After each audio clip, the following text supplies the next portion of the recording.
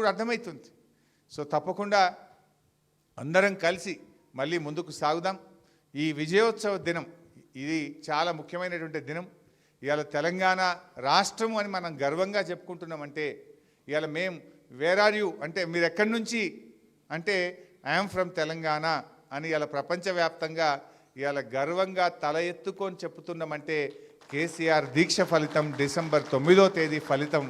అందుకే ఈ రోజును మనం విజయోత్సవ దినంగా జరుపుకోవాలి. ఎందుకంటే చేసిన దాన్ని కూడా గొప్పగా చెప్పుకోవాలి. జయశంకర్ సార్ ఒక మాట అనేటోడు, తెలంగాణ వెనుకబడ్డది కాదు వెనుక పడేయబడ్డది అనే మాట జయశంకర్ సార్ పదే పదే చెప్పేటోడు. ఎప్పుడైనా ఆ రోజుల్లో ఒకటి ఉండేది, కేసీఆర్ గారు ఉద్యమం స్టార్ట్ చేసిన 2001లో తెలంగాణ అనే పదం నిషేధించింది రాష్ట్రంలో. ఉమ్మడి ఆంధ్రప్రదేశ్లో ఉన్నాం మనం 2001లో. అప్పటి వాళ్ళు ఉద్యమకారులకు ఐడియా ఉంటుంది. కేసీఆర్ గారు ఒక ప్రెస్ మీట్ పెట్టినా ఒక అంశం మీద మాట్లాడితే కేసీఆర్ గారు తెలంగాణ అని మాట్లాడుతుండే, పేపర్లు ఏమొస్తుండే వెనుకబడ్డ ప్రాంతం అని వస్తుండే. తెలంగాణ పేరు రాయకపోదురు పేపర్లో. అసెంబ్లీలో కేసీఆర్ గారు లేచి నా తెలంగాణ అని మాట్లాడితే స్పీకరు తెలంగాణ అని మాట్లాడొద్దండి వెనుకబడిన ప్రాంతం అని మాట్లాడాలి. ఇది అసెంబ్లీ రికార్డు నుంచి కేసీఆర్ గారు మాట్లాడిన తెలంగాణ పదం నిషేధిస్తున్నాం. యనమల రామకృష్ణుడు ఉత్తర్వులు ఇచ్చిండు ఆ రోజు. ఉమ్మడి ఆంధ్రప్రదేశ్లో తెలంగాణ పదము నిషేధించబడ్డది. అంటే నీ అస్తిత్వమే లేదు. నువ్వు ఎక్కడి నుంచి నీ జాతి ఏంటంటే నా జాతి తెలంగాణ అని చెప్పుకునే పరిస్థితి మనకు లేకుండా పోయింది ఆ రోజు. ఎవరైనా తన తల్లి తనకు గొప్పది, తన జాతి తనకు గొప్పది, నీ జాతి గురించి నీ ప్రాంతం గురించి చెప్పుకోలేని పరిస్థితుల్లో నెట్టివేయబడ్డాం ఆ రోజు. పేపర్లో పొద్దున్నే చదివితే తెలంగాణ అని కనబడపోవు. కానీ ఇప్పుడు తెలంగాణ లేకుండా పేపర్ ఉందా, వార్త ఉందా, టీవీ ఉందా, సినిమా ఉందా? అది సినిమా అయినా పేపర్ అయినా టీవీ అయినా వార్త అయినా జై తెలంగాణతోనే స్టార్ట్ అవుతుంది. అంటే అది కేసీఆర్ గారు పార్టీ పెట్టడం వల్ల, ఉద్యమం వల్ల, పోరాటాల వల్ల, దీక్ష వల్ల ఇవాళ ఈ రాష్ట్రం ఏర్పడడం వల్ల మనం ఆత్మగౌరవంతో సగర్వంగా నాది తెలంగాణ అని చెప్పుకోగలుగుతా ఉన్నాం. అసలు ఆ రోజు ఇక ఇట్లా చెప్తే చాలా ఉన్నాయి ఇంకా. అయితే అట్లా అసలు నిజంగా నేనే విట్నెస్. పొద్దున్న లేచి ఆ రోజుల్లో ఈనాడు, ఆంధ్రజ్యోతి, వార్త 3-4 పేపర్లే ఉంటుండే. పేపర్ తిప్పితే తెలంగాణ ఉండదు. అట్లా వెనుకబడ్డ ప్రాంతంలో మాకు కరువు ఉన్నది, మా వెనుకబడ్డ ప్రాంతంలో కరెంట్ వస్తలేదు, మా వెనుకబడ్డ ప్రాంతంలో రైతులు ఆత్మహత్య చేసుకుంటుందనే ఉంటుంది. నా తెలంగాణలో రైతుల ఆత్మహత్యలు రాదు పేపర్లో. యాద్ చేసుకొని మీరు లేదా పాత పేపర్లు చూడండి. వెనుకబడ్డ ప్రాంతం తెలంగాణ పేరు నిషేధించబడ్డది. అసెంబ్లీలో నిషేధం, పత్రికల్లో నిషేధం, సినిమాల్లో నిషేధం, మన బతుకులో నుంచే తీసేసిండ్రు. ఇవాళ మనందరం ఇంత స్వేచ్ఛ వాయువులు పీల్చుకుంటున్నామంటే, ఇంత గౌరవంగా నాది తెలంగాణ అని ఇంత గర్వంగా చెప్పుకుంటున్నాం కదా.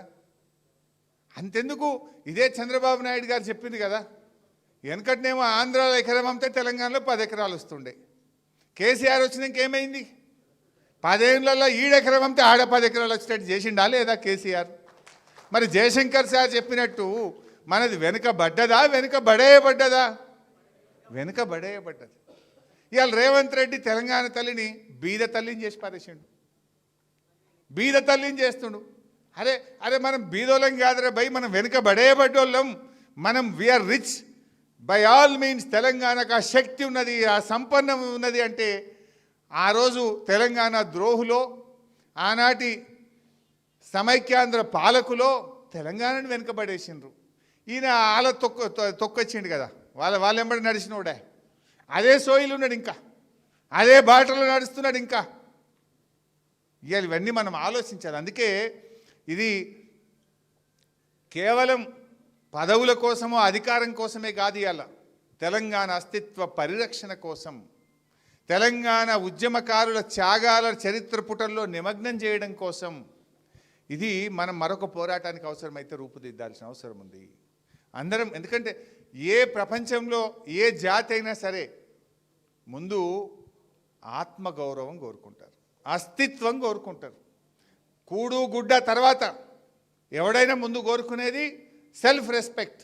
నా ఆత్మగౌరవం నాకు ముఖ్యం, నా అస్తిత్వం నాకు ముఖ్యం అని కోరుకుంటారు. కానీ రేవంత్ పాలనలో తెలంగాణ ఆత్మ గౌరవం దెబ్బతింటుంది, తెలంగాణ అస్తిత్వం దెబ్బతింటుంది. అందుకే మనం అవసరమైతే తెలంగాణ ఉద్యమకారులం మరొక పోరాటానికి సిద్ధం కావాలని నేను పిలుపునిస్తూ జై తెలంగాణ.